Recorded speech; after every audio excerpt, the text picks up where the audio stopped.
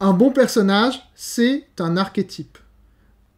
Mais encore faut-il être capable de distinguer l'archétype du stéréotype.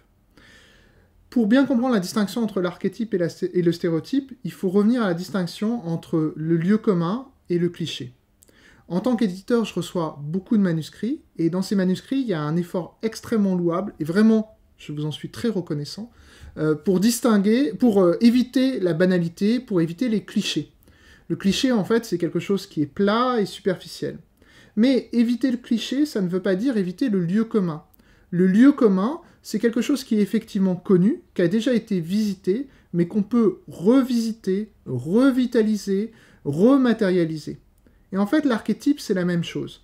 Le stéréotype, c'est quelque chose qui est superficiel, qui est vide, qui est sans épaisseur.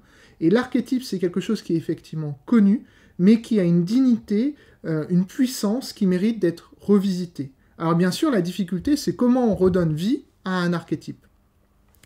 Alors, je vous ai déjà donné des clés pour revitaliser les archétypes, tout simplement en leur donnant un peu d'épaisseur, en ayant cet écart entre l'attitude et la nature, et ce moteur. Voilà. Et notamment, en fait, c'est comment le personnage va découvrir sa nature au fil du récit. Souvent, ça fait des récits où le récit est l'odyssée de cette découverte. Je vous donne un exemple. Est-ce que vous connaissez le film Incassable, ce film de super-héros américain par le réalisateur Shyamalan, avec Bruce Willis dans le rôle de ce père de famille qui découvre qu'il est un super-héros. On est dans un récit de super-héros classique où il y a la découverte des super-pouvoirs, l'appel du héros, le refus de l'appel du héros, la catastrophe provoquée par le refus de l'appel du héros, le héros qui accepte ses responsabilités, et finalement le héros qui accepte sa nature de super-héros, qui n'est pas de s'imposer par rapport aux autres par sa force physique et donc ses super-pouvoirs, mais de s'imposer par rapport aux autres par sa force morale. Dans ce récit, en fait, Shyamalan parvient à prendre un archétype classique, qui est l'archétype du héros malgré lui ou du soldat malgré lui, en fait le meilleur des soldats, c'est-à-dire celui qui ne veut pas se battre, et il arrive à le revitaliser.